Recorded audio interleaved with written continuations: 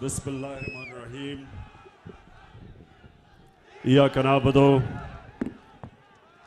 व इय्याका नस्तईन।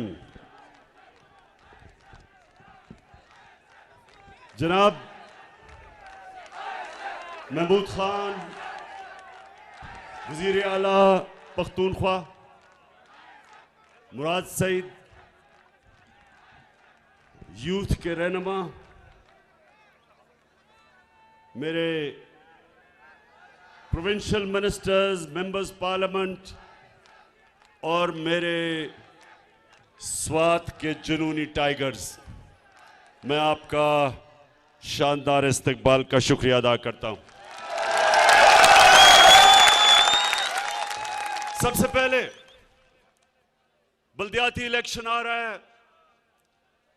मैं जो भी लोग सिर्फ आपने उनको वोट देनी है जो बल्ले के ऊपर खड़े हो,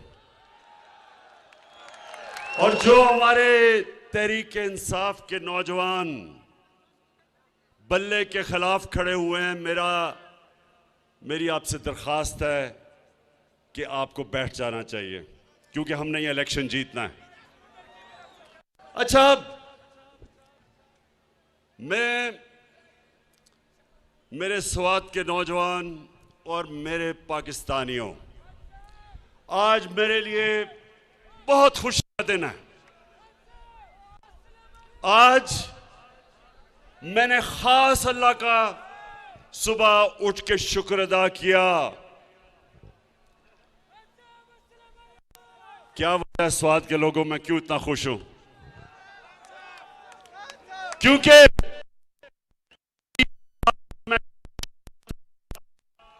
मैं और मेरी टीम, पाकिस्तान का फॉरेन ऑफिस, मेरा फॉरेन मिनिस्टर शाह महमूद कुरैशी, हमारा यूनाइटेड नेशंस में एम्बेसडर मुनीर अकरम, 3 साल से हम कोशिश कर रहे थे कि इस्लामोफोबिया के खिलाफ यूनाइटेड नेशंस में रेजोल्यूशन पास करें। अब नौजवानों, इस्लामोफोबिया क्या है? क्या चीज है ये मैं आपको समझाता हूं। 9/11 के बाद एक पूरी नफरत की लहर चली मुसलमानों के खिलाफ मगरिब में, और वो क्या थी? वो 2 वजह पे थी। एक कि उन्होंने दहशतगर्दी और इस्लाम को इकट्ठा कर दिया। दहशतगर्दी का कोई दीन नहीं होता, इस्लाम और दहशतगर्दी का कोई ताल्लुक नहीं, उसके बावजूद उन्होंने इकट्ठा कर दिया और मुसलमानों को ऐसे तासुर दिया कि इस्लाम की वजह से दहशतगर्दी है। एक ये, और दूसरा वो हमारे नबी सल्लल्लाहु अलैहि वसल्लम, उनकी शान में गुस्ताखी करते थे, और जो भी उसके खिलाफ मुजाहरा करे वो आज़ादी राय के नाम पे, फ्रीडम ऑफ स्पीच के नाम पे, वो और हमें बुरा भला कहते थे कि देखें ये बड़े तंग नजर हैं। 3 साल कोशिश की। OIC की मीटिंग में, इस्लामिक कॉन्फ्रेंस में, सबसे पहले 3 साल पहले मैंने अपने सारे मुसलमान मुल्कों को कहा कि हमें मिलके हर फोरम पे इसके खिलाफ बात करनी चाहिए। उसके बाद यूनाइटेड नेशंस की तकरीर, वहां जाके पहली दफा किसी पाकिस्तान के सरबराह ने इस्लामोफोबिया के खिलाफ बात की, और मुसलसल मैं कोशिश करता रहा। मेरे यहां नौजवान जब भी कोई नबी की शान में गुस्ताखी करते थे, सड़कों पे निकलाते थे, तोड़ फोड़ करते थे, लेकिन कोई फर्क नहीं पड़ता था। तो मैं इनको तब कहता था, नौजवानों, मैं ये केस लड़ूंगा और इंटरनेशनली मैं केस लड़ूंगा, और कल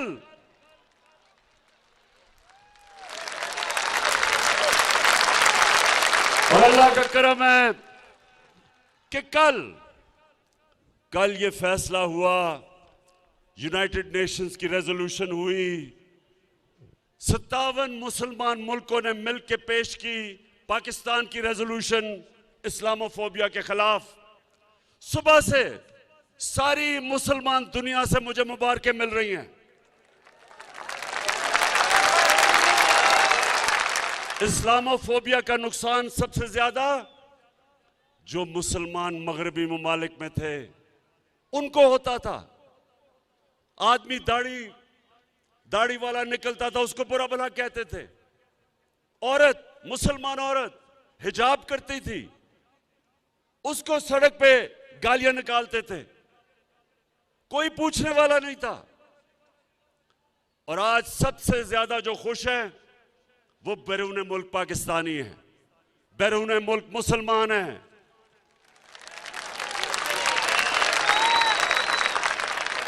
हिंदुस्तान में आज कल हिंदुस्तान में कर्नाटका की अदालत ने फैसला किया कि मुसलमान लड़कियां हिजाब नहीं कर सकती।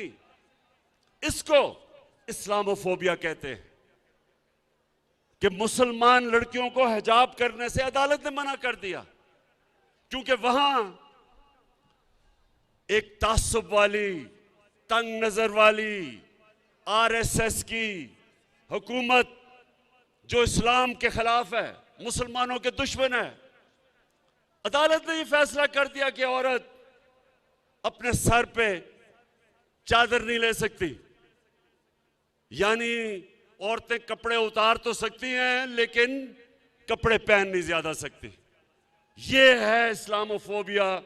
और शुक्र है अल्लाह का कि हमारी कोशिशों की वजह से यूनाइटेड नेशंस ने ये रेजोल्यूशन पास की। और अब मैं सवाल पूछता हूं, फजलुर रहमान, मैं तुम्हारे से सवाल पूछता हूं।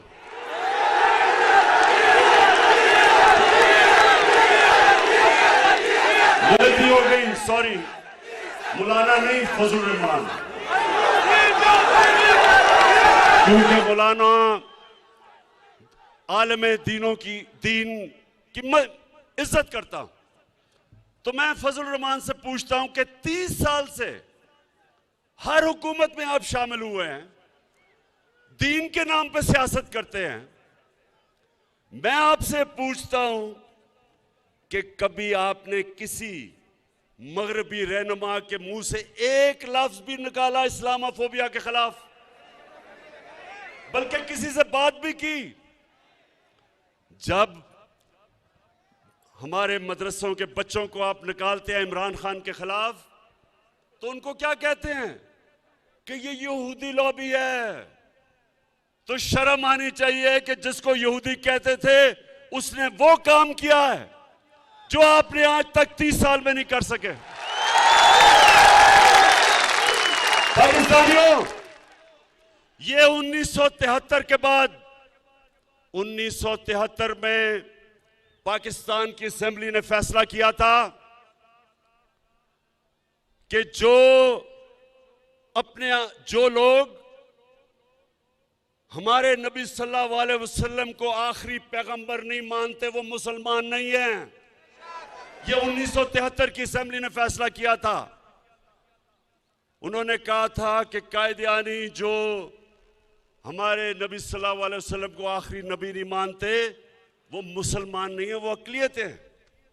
ये उसके बाद ये सबसे बड़ा काम हुआ है मुसलमान दुनिया के लिए कि आज यूनाइटेड नेशंस ने तस्लीम किया है कि इस्लामोफोबिया के खिलाफ दुनिया को आवाज बुलंद करनी चाहिए। और 15 मार्च हर साल इस्लामोफोबिया का दिन बना दिया गया है।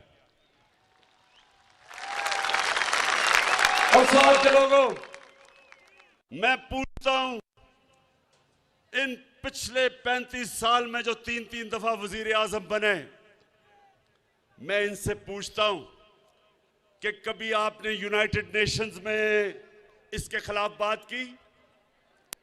कभी आपने ओआईसी में बात की इस्लामोफोबिया के ऊपर?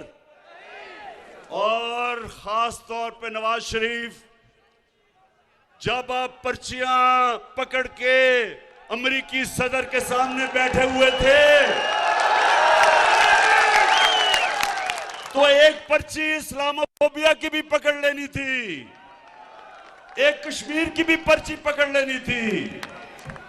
लेकिन जो गुलाम लोग होते हैं वो उनके कोई अकीदा नहीं होता, बिलीफ सिस्टम नहीं होता, उनका सिर्फ इस तरह के लोगों का जिनका पैसा खुदा होता है, जो पैसे की पूजा करते हैं, उनकी कांपें टांगेंगी अमेरिकी सदर के सामने। इंसान को, स्वाद के लोगों, ला इलाहा इल्लल्लाह इंसान को आजाद करता है। जब आप ये फैसला करते हैं कि अल्लाह तेरे सिवा किसी के सामने नहीं झुकूंगा, आजाद हो जाता है इंसान। हमने, मेरे साथ जो चले थे 25 साल पहले, हमने अपनी तहरीक इंसाफ का नस्बुल ऐन रखा था, इया का नाबुदु व इया का नस्ताईन, कि अल्लाह तेरी इबादत करते हैं और सिर्फ तेरे से मदद मांगते हैं। इसलिए इमरान खान अमेरिकी सदर हो या दुनिया का जो भी सदर हो, उसके सामने आंख में आंख डाल के बात करता है, झुकता नहीं है, पर्चियां नहीं पकड़ता। क्योंकि अल्लाह के सिवा कोई खुदा नहीं है। नौजवानों, कोई खुदा नहीं है अल्लाह के सिवा। हमारे मुल्क में जब 2008 से लेके 2018 तक ये दो जमातों, पीपल्स पार्टी और नून लीग जब इक्तिदार में थे, 400 ड्रोन हमले हुए पाकिस्तान पे, 400। हमारी औरतें बच्चे मरे, बेकसूर लोग मरे, हमारे लोगों के घर बर्बाद हो गए। अमेरिका की जंग में शिरकत करके स्वात के लोगों ने कितनी कुर्बानी दी, कितने लोगों ने नकल मकानी की, घर उजड़ गए लोगों के। तो ये जो दो मुल्क के सरबराह थे, कभी इन्होंने अमेरिका को ये कहा कि एक तरफ हम तुम्हारी जंग में शिरकत कर रहे हैं, दूसरी तरफ हमारे ऊपर ही बमबारी कर रहे हैं?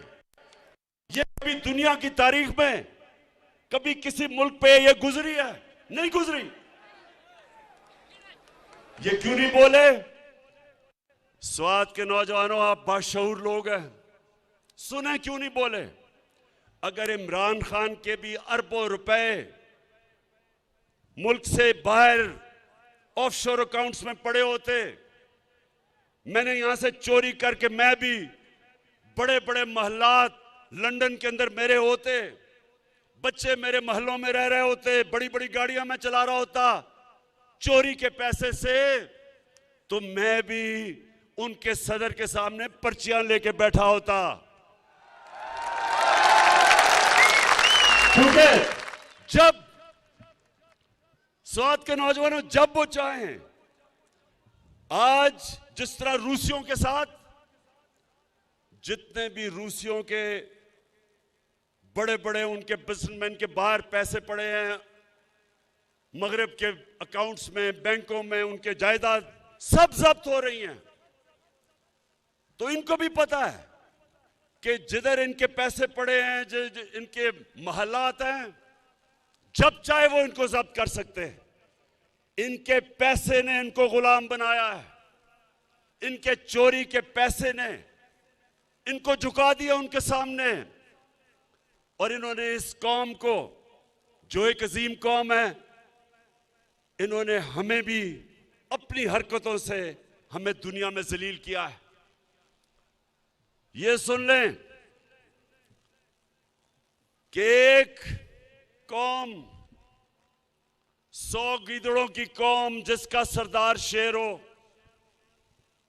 वो जीत जाएगी 100 शेरों की कौम जिसका सरदार नवाज शरीफ की तरह गीदड़ हो। हमारी एक अजीम कौम है, ऊपर करप्ट जब लोग बैठे एक तो पैसा चोरी करके बाहर ले गए, कौम को मकरूज कर दिया। 10 सालों में इनके 4 गुना ज्यादा कर्जा पड़ा पाकिस्तान का, मुल्क को मकरूज कर दिया। बाहर 20-20, 25-25 निजी दौरे किए जब कौम को मकरूज कर रहे थे। और मेरे पाकिस्तानियों, यही नहीं सिर्फ इन्होंने किया, इन्होंने मुल्क के मफादात को अपनी जात के लिए कुर्बान किया। तो मैं आज स्वात के लोगों आपके सामने ये कहना आया हूं कि आप सब इस मुल्क की बका के लिए, अपने बच्चों के मुस्तकबिल के लिए, नौजवानों अपने मुस्तकबिल के लिए ये समझ जाएं कि ये जो करप्ट टोला, ये जो 3 चूहे इकट्ठे हो गए हैं शिकार करने के लिए, मैं आज आप सबके सामने कह रहा हूं कि इंशाअल्लाह मैं आप इनका शिकार करके दिखाऊंगा। क्योंकि ये कर क्या रहे हैं? इस्लामाबाद में सिंध हाउस है, सिंध हाउस में नोटों की बोरियां लेके बैठे हुए हैं लोगों के जमीर खरीदने के लिए, हॉर्स ट्रेडिंग करने के लिए, जो ये नवाज शरीफ ने एक दफा छांगा मांगा में शुरू की थी रवायत के एमपीज, मेंबर ऑफ पार्लियामेंट के जमीर खरीदने के लिए। ये आज सिंध की अवाम का पैसा बोरियों में आया है सिंध हाउस। उधर से सिंध से गार्ड लेके आए हैं उसको बचाने के लिए कि कोई अंदर ना आ जाए। और क्या कोशिश हो रही है? सारी दुनिया के सामने बेशर्मी से कि हमारे एमएनएस को खरीदने आए हैं। और खरीदने इसलिए आए हैं कि इनको सब डर लगा हुआ है कि इनके करप्शन के केसेस तैयार हैं, और अगर इमरान खान थोड़ी देर और रह गया तो इन सब ने जेलों में जाना है।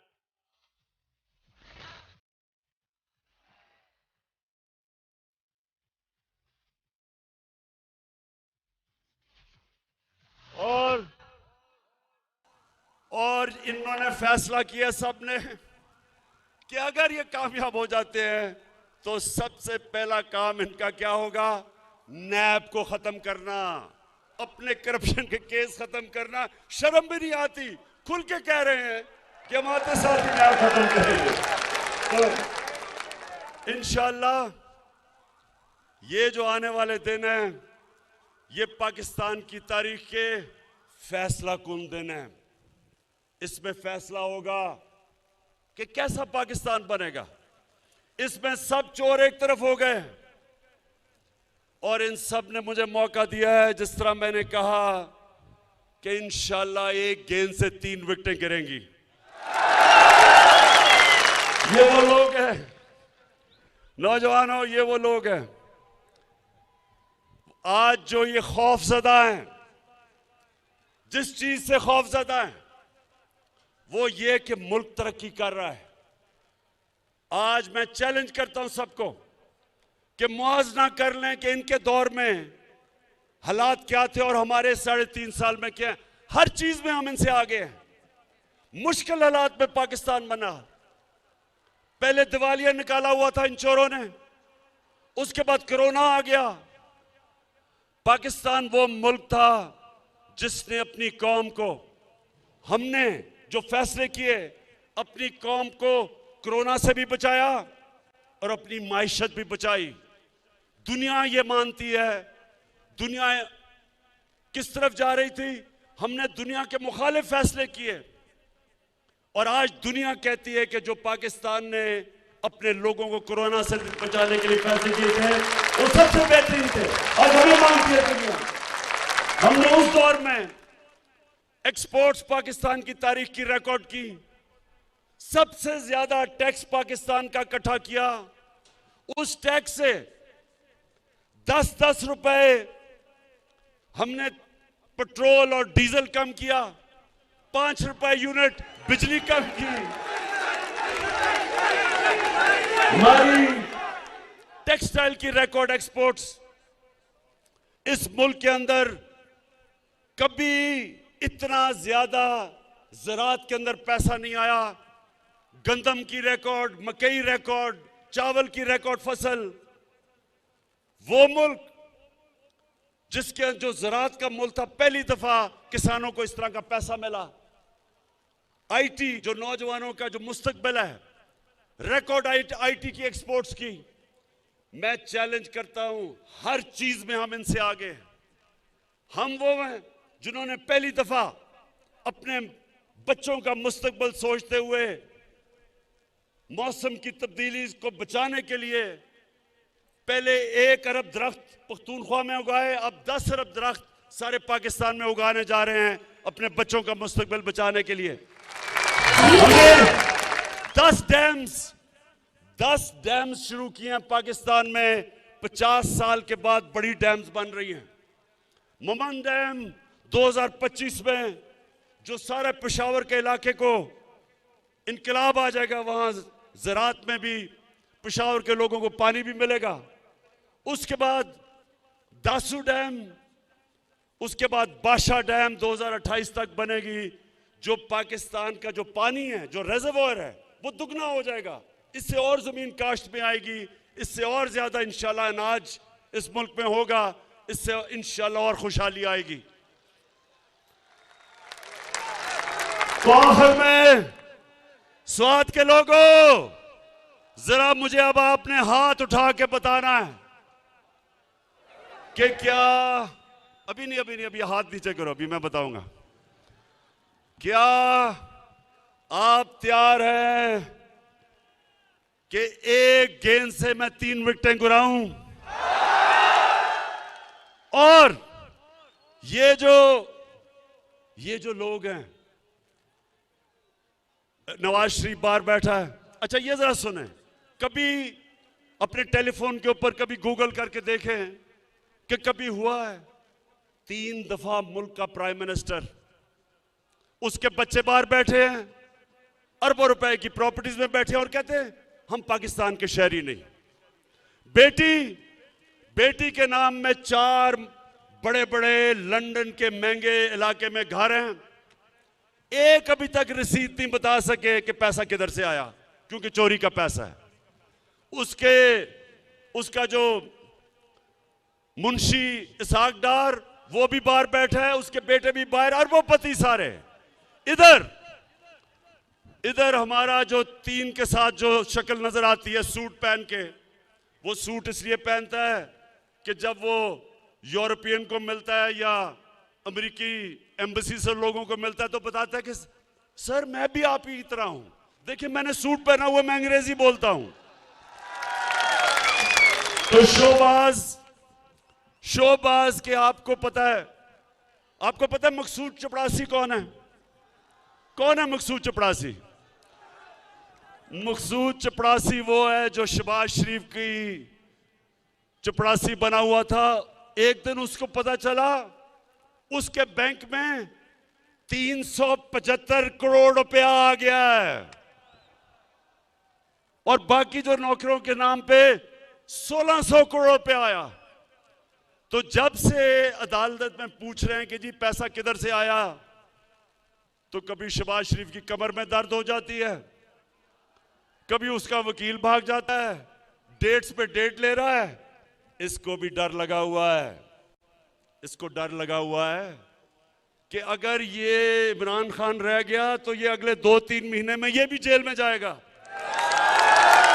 तो ये सारे मुजरिम और मुल्जिम इकट्ठे होके अब कोशिश कर रहे हैं पैसे लगा के कि किसी तरह लोगों को खरीदे। तो मैं इलेक्शन कमीशन से भी वैसे आज पूछता हूं कि ये जो आपके सामने हॉर्स ट्रेडिंग हो रही है, क्या ये आइन के अंदर इजाजत है? क्या दुनिया की कोई जमहूरियत इसकी इजाजत देती है? क्या कभी बर्तानिया में कभी आपने सुना है, जिधर से हमने जमहूरियत लेके आए हैं, कभी सुना है कि बर्तानिया में इस तरह की हरकत हो? तो इससे क्या साबित होता है? और मैं आखिर में अपनी तकरीर खत्म करते हुए कुरान की वो आयत आपके सामने रखता हूं जिसमें अल्लाह मुसलमानों को हुक्म करता है अमर बिन मारूफ व नहीं अनिल मुनकर कि तुम, और पूरी आयत है कि तुम सबसे अजीम कौम मैंने पैदा किया दुनिया की इमामत के लिए, क्योंकि तुम अच्छाई के साथ खड़े होते हो और बुराई के खिलाफ खड़े होते हो, अच्छाई के लिए जिहाद करते हो और बुराई के खिलाफ जिहाद करते हो। जो लोग ये तमाशा देखते हैं कि चोरी के पैसे से सियासतदानों को खरीदा जा रहा है, 20-20 करोड़ आपने उनके ज़मीर की कीमत लगा दी है, तो कौम के ऊपर लाजम हो जाता है कि कौम इसके खिलाफ खड़ी हो। लिहाजा 27 तारीख को जो मैंने इस्लामाबाद में इंसानों के समुंदर को दावत दी है, उसको इस कुरान की आयत के ऊपर दावत दी है, अमर बिल मारूफ। मैं चाहता हूं मेरी कौम निकले और इस्लामाबाद में पहुंच के बताए दुनिया को कि हम सच के साथ खड़े हैं, हम अच्छाई के साथ खड़े हैं, हम इन चोरों के खिलाफ खड़े हैं, हम इन डाकुओं के खिलाफ खड़े हैं, हम इन मुनाफिकों के खिलाफ खड़े हैं, हम इन अमेरिका के गुलामों के खिलाफ खड़े हैं। पाकिस्तान जिंदाबाद।